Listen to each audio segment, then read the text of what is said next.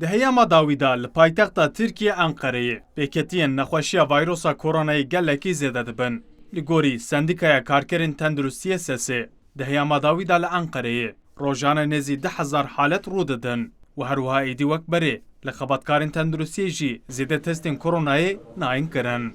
Li gorî Serokê Şaxa Enqereyê ya Sendîkaya Sesê Kubilay Yalçınkaya Wezareta Tenduristiyê kîtên testan û amûrên parastinê yên hewce nadin nexweşxaneyan û ji ber ku êdî bi perîyodîk test li xebatkarên tenduristiyê nayîn kirin, rîska wana pêketinê jî zêdetir dibe.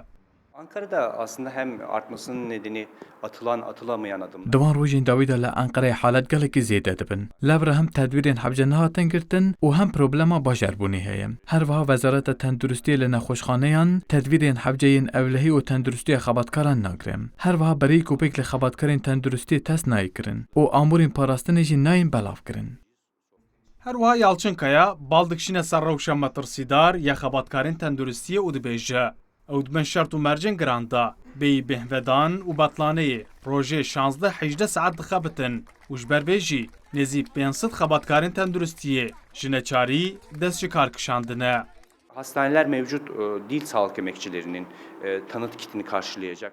Xebatkarên tenduristî tim dibin rîskêdanin û rewş û psîkolojiya wan têk çûye.